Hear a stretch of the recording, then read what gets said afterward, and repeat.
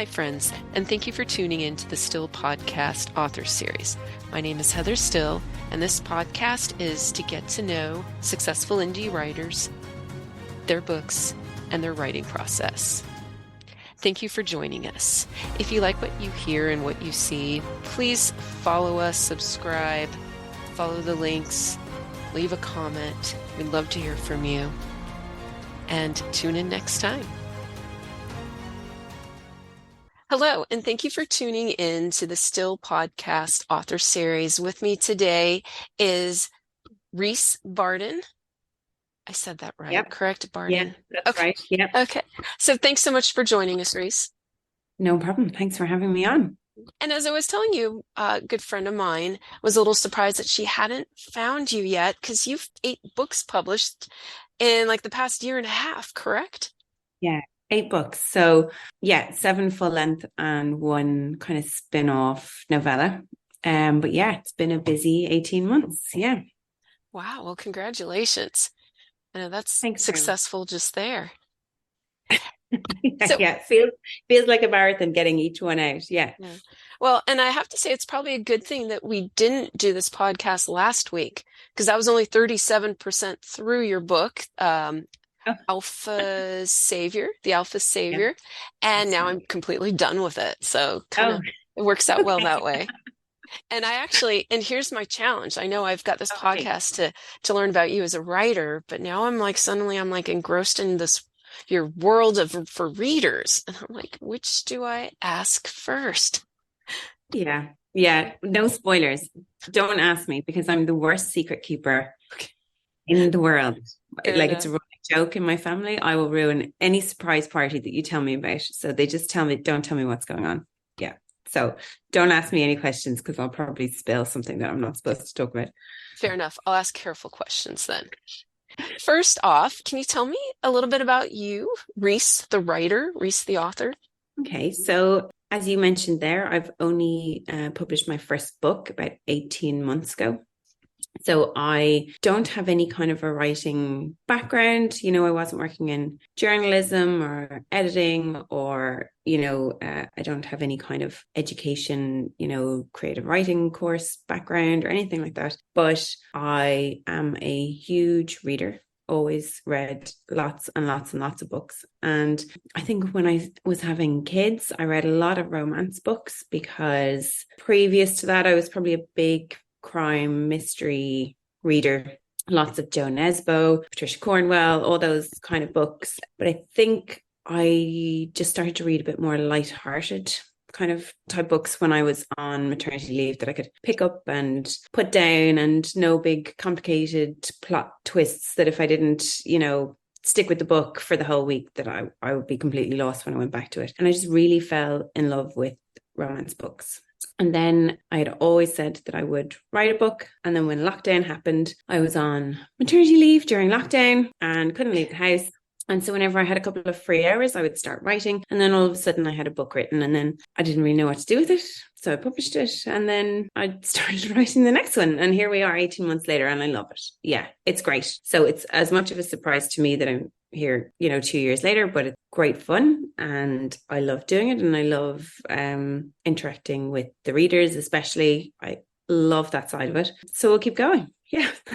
Okay, that's amazing. So as I said, I finished your first book. I'm pretty sure the first one you published, The Alpha Savior. Yes. And what shocked me, there's several things, but one of the things that really shocked me was you introduced, I don't think this is a spoiler, you introduced Blake Steele, who's in your spin-off, the Steele series.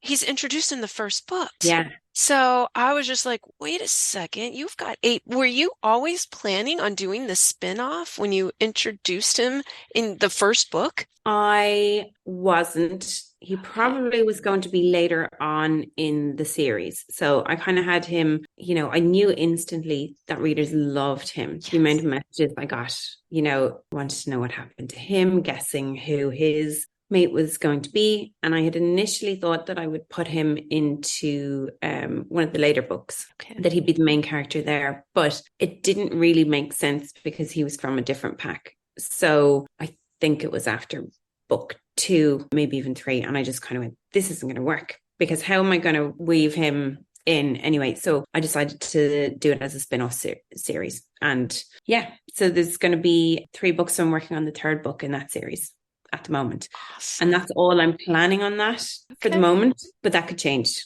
But yeah. Well, what's really he's a great character. And when I finished the first book, I'm really conflicted. Do I go to the 2nd book and read about Marcus and Layla's story, or do I follow and start with Blake Steele's first book, The Chase? Yeah, The Chase. Yeah. Right. Yeah. I mean, that's how strong that character was. So, all your fans and I were not wrong. But I think that's where one of your strengths, your writing strengths really is in writing really strong secondary characters. Yes. I think that is what has worked particularly well in that series. The read through on it and the kind of crossover into Steele's series is strong, like really strong. And I think that's what it is. There's, without giving too much away about what the pairings are going to be in the next book. I mean, some of them are obvious, but it's about making that next character interesting enough that as soon as readers get to the end of the book, they're like, yeah, I have to go on. I want to know what happens to these guys. So they keep reading. So that has worked really well. And I think it's one of those things as well with paranormal romance. You can actually write those quite extreme characters as well, make them really interesting. So I love that. Like even there, I've just put up the pre-order for the 6th book in the Grey Ridge series. The 5th book isn't even out, but everybody wants that guy. Okay. So they're already, like, the 5th book hasn't even hit and they're already pre-ordering the 6th book. Is that Ethan's story? So Ethan is book 5, so that's going to be out in a few weeks' time. Okay. And then Chase is book 6, so he's the asshole older brother who's going to come back from the army. Yeah. Okay. Yeah, so, I haven't met him yet. I've just read the first nobody's met him, and it's just because he's been built up to be such. Sorry for my language, but such an ass that everybody's like, oh my god, we have to meet him. So funny. Like you said, it's the side characters, it's the whole family, how they all interact together, and people just love that. I think they love crazy families, and it's 2 families. You've got the Shifter family, yes, right? And then you have the pack. So you have the pack, and then you have, and I'm blanking on her name. Oh my gosh, the other family, Chase's family, Haley's family. Yeah, exactly. That's true. So it's 2 families that you're following. Yeah. And so when I was telling my friend about who is into the paranormal shifter romance, and I was telling her about how they're all interrelated and everything, she got really excited. She's like, I love that. So for someone without the writing background and just being a reading fan, I think you do incredibly well. Yeah, it seems to that book, I think Steele in particular, just people love. Excellent. Loved him from the start. But yeah, I think with any of those series, they all kind of work in the same way. You get introduced to a side character and you're like, okay, yeah, I need to know what happens to him. And so you keep going. And that, one of the things that everybody says when you're starting out, at least, is to write in series and to keep that, those little hints about what's going to come up in the next book, to keep people intrigued. Another thing that I really like that you do is you start your stories in media res, like right in the middle of the action. Too often authors give us too much detail and too much of the info dump. And so I really like how you start your books right in the middle of it. I wouldn't make a good, fantasy writer with all the, epic world building and everything that goes on. I'm kind of, really cut to the chase. I think that comes from starting out writing on the apps. So originally the Alpha Savior, because I had no clue about self-publishing, no clue about any kind of publishing. So I put that up on Wattpad and released the chapters to get some beta feedback, and it really took off there.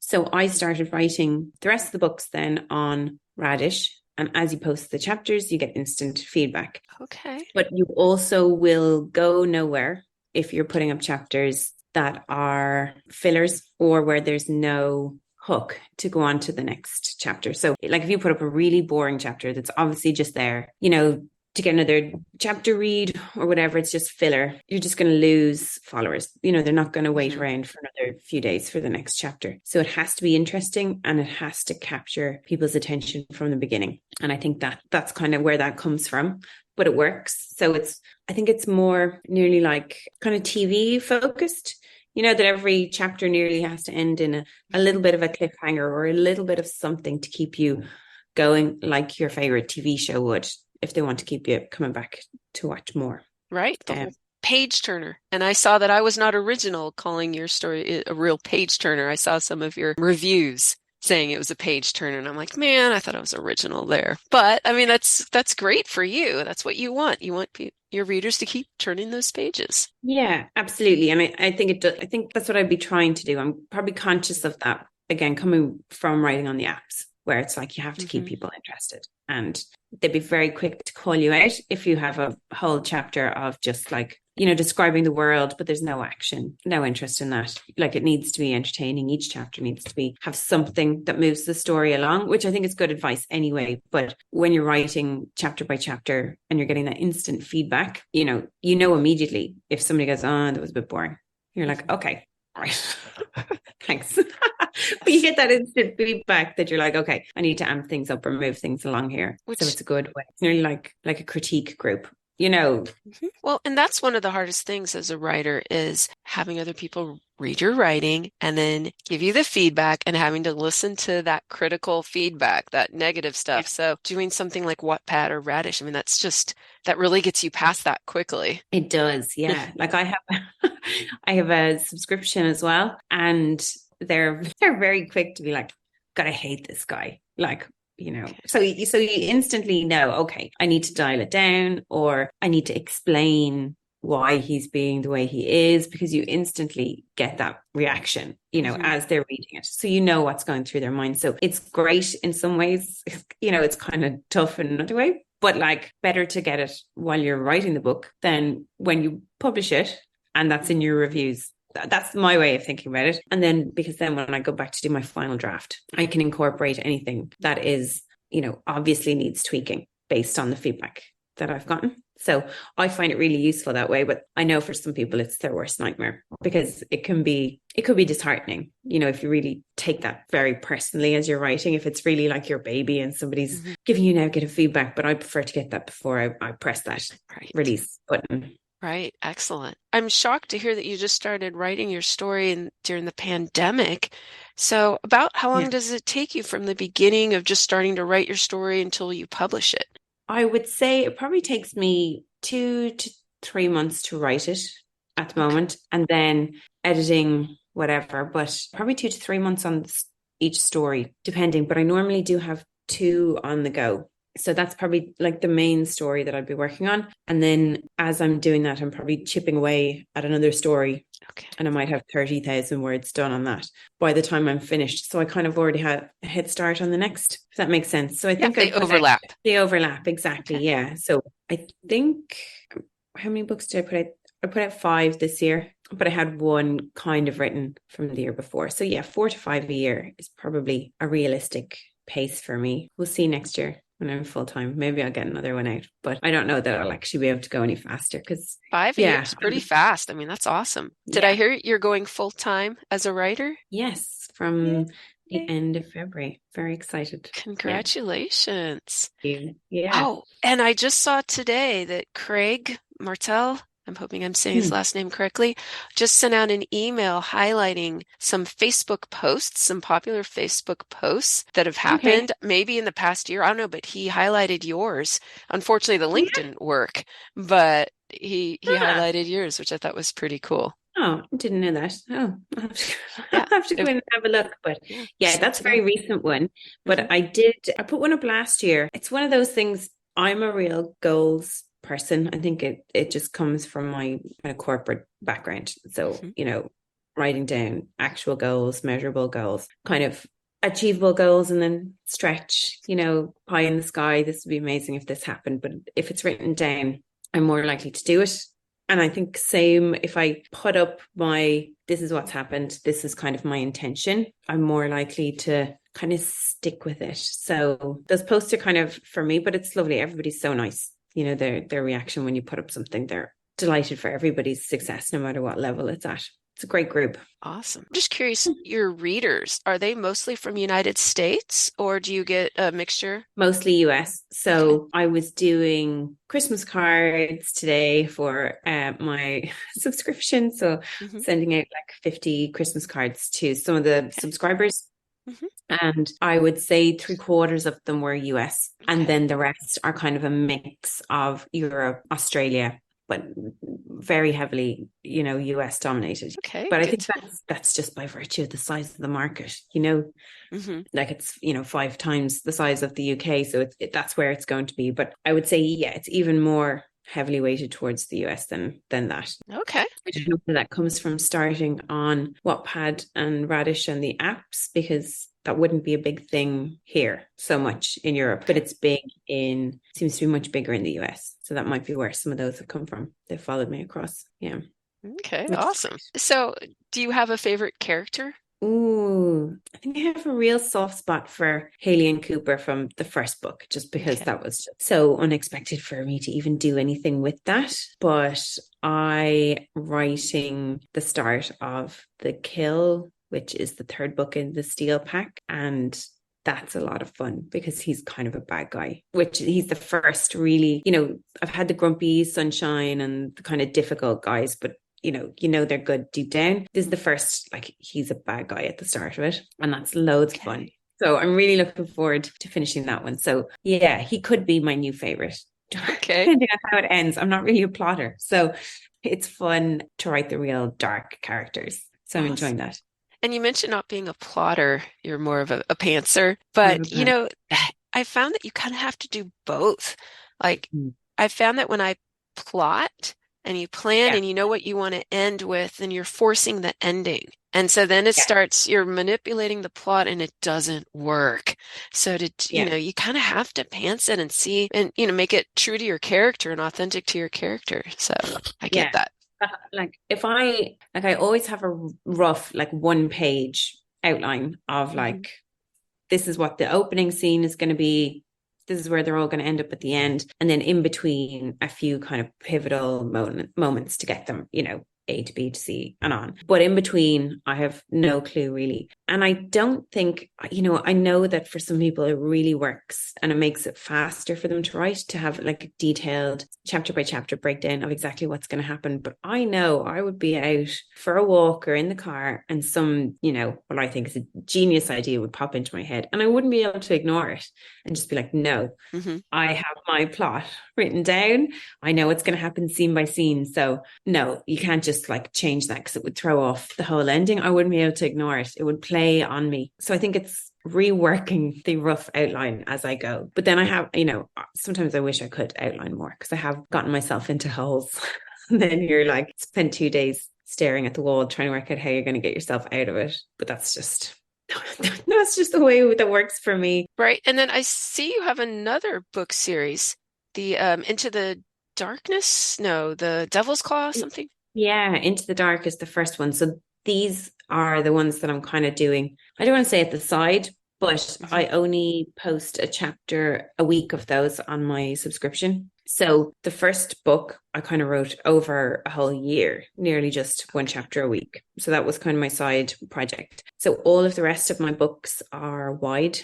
So they're not just Amazon, they're in all of the retailers, Okay. like wide, everywhere. And I don't plan on changing that. But a lot of people had said to me that they wished that I had some books in Kindle Unlimited. Hmm. So I kind of said, right, okay, I'll do this series and I'll put these into Kindle Unlimited so that there is something there for everybody. And they're a little bit different. They're a little bit darker. So they're fun. So second book will be next year, but they're well spaced out because I'm focusing obviously on getting the other two series done. Right. And But then yeah, is this one a shifter as well? Are they it shifters? is shifter, but they're kind of like they're beasts. They're kind of more like a lichen type creature, but I don't even have a name for them. But they're just Okay. it's somewhere between shifter and monster romance. It's Okay.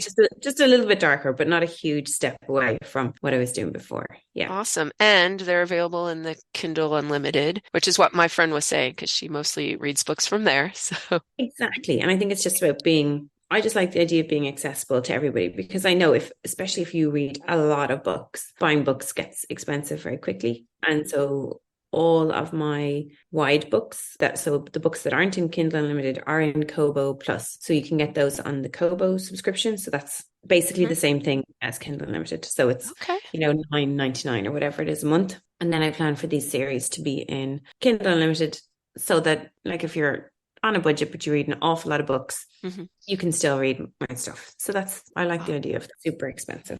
Yes. Yeah. So I read your first book, and the sex scenes are you told me there was going to be Spicy. a bunch and they're lengthy, and so I was just curious, are they like that for all of the books?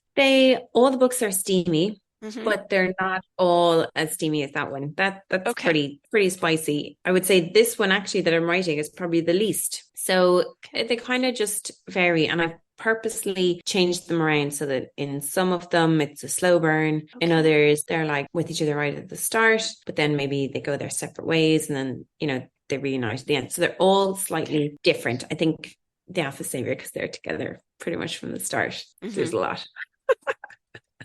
but Okay. but they are all pretty steamy, to be fair. Okay. Yeah. Well, My and mother does not read them. Yeah. and yeah, I'm probably not your target market because I don't read those. Yeah. I don't even read romance in general. You don't. Oh gosh, and you had to read it. So no, it's fine. I loved it. Like I said, I loved your secondary characters. I loved the story. I thought Yeah. I know I don't want to get into spoilers, but the middle section I really thought was the climax. Like I loved when all three of the two brothers and Ethan were in their wolf thing and they were rising to the Yeah. challenge, and I loved it. So what I was going to say is, even though I'm not a Mm. fan of reading the sex scenes and the dirty, I skipped it and I really enjoyed it enough that I'm like, what book am I reading next? So I Yeah. think that is something for you as a storyteller. I mean, a lot of your readers are probably in it for the sex scenes, and I wasn't, and I loved Yeah. it. So, I love the I love the steamy books. I do. And there is definitely reader expectation. I mean, hmm. if you put out a book with no spice in it, like that you'd be just slaughtered. So Hmm. yeah. But I mean, I think I do like the idea of at some point writing like a young adult shifter story with no steam in it. Hmm. But I'm really enjoying these series and the characters, so I'll be doing that for a Yes. while. But yeah, the steam is not for everybody. But I suppose they're not erotica, so there is Hmm. enough of a story that yeah, if it's not your thing, you can just skip past it. Skip past it. Yeah, Yeah, fortunately, I think Steam is for most people. I mean, certainly my friend I was talking with, and I'm just different. But I think a part of it is, I am a young adult writer, and so I read mostly yeah, young adult, and so I think that's it. That's said right there. But so I really enjoyed the story, the characters, and that's really what it's all about more than anything else, right? Is mm, giving us yeah, these characters that we root for and that we fall in love with. yeah, exactly. That's it. And I think it's it's just different people like different things, and that's all good. There's books out there for everybody. And so like you can find shifter books without the spice if that's what you want. Hmm. I write the spice. Mine are quite tame compared to some of the ones out there. Like it's the whole gamut if you want Hmm. it. So I think I land probably somewhere in the middle. Okay. There is a lot of spice, but it's not the dark romance, it's not the kind of bully alpha hole, Right. type thing. So I'm probably quite tame in that regard. And Yeah. that's good because the whole bully thing doesn't do it for me. No, Um, and I mean, I get that some people absolutely love it. They love the drama of it and the mhm, will she ever forgive him? But I think I'm just quite a mhm. black and white person in that regard. I just can't like it's hilarious because I write paranormal romance, but I just can't suspend the disbelief of being able to forgive somebody who treated you that appallingly. I'm just Mhm. like, no, no. So, but it just shows, yeah, for some people, that's the drama that they want, but it's not for me. Right. And you've made a point of saying that all your books end with a happily ever after and Yeah. that there's no cheating. You're very clear about that. Yeah, no cheating and no bullying. They're kind of the Yeah. things that I have just put in there because I suppose there's, like I said, some people want those bully romances. That's specifically what they want. And I don't want somebody to pick up one of the books and expecting that because I suppose with the shifter or the paranormal romance, you probably do get more of that compared to contemporary. And I just want to make clear that it's not in there because there are some people who just, they don't want any other woman drama in the stories. They want the couple to be together. I suppose, again, just not being able to believe that you could forgive somebody for cheating or for being really horrific. And that's probably where I fall. So Right. that's what I want to read. So that's what I write. Yeah. Awesome. And I tell my students that when they're writing their stories, I'm like, make sure you're writing the story you want to read because you're going to read it more than anyone else. Yeah, yeah, exactly. During all Yeah. those revisions. Every time you're editing it, like if you really hate the character and you're like, God, why is she forgiving him? He was so mean to her. Like it's just never going to come across properly on the page. So yeah, write the story that you want to read because exactly like you said, you'll be looking at it for long enough. Well, so we met at 20 Books Vegas that I'm super thankful I went to. And I'm curious about what were your big takeaways from the convention? So I think my big takeaways were, I mean, everybody was very focused on direct, sales. So setting up your own Shopify site, or, even if you're smaller, Etsy, some kind of mechanism of being able to sell direct to your customers. I feel like with the subscription, that's kind of my way of doing that. Like, I love that. I think I'm pushing about 300 paid subscribers between the Patreon that I'm in the process of winding down and my Ream subscription. So that's kind of my direct sales model for the moment because I'm not in the US. Any shipping to the US makes direct sales for me really expensive. And I'm not at the size yet where it kind of makes sense to do it through somebody else or, so that's probably on the long finger for me. TikTok, obviously. Not really on TikTok. I probably should get going with that. Those were probably, the key things that everybody was talking about. But I think for me, I probably just need to focus on getting more books out there, kind of the series 2.0, working at what I'm going to do after these, because I only have one book left in each of those series, what I'm going to do next, and just kind of building those relationships, deepening those connections with the readers rather than doing anything too super fancy, because I'm probably not just at that stage yet. But yeah, it is inspiring seeing all those amazing direct stores and all the rest of it, but it's a lot of work as well. And I'm probably just, I'd need to get somebody to do that for me because, as you know, I'm not a tech whiz. I don't know if I'd be able to cope with that. Probably need to get somebody to help me with all that stuff. What were your favorite bits?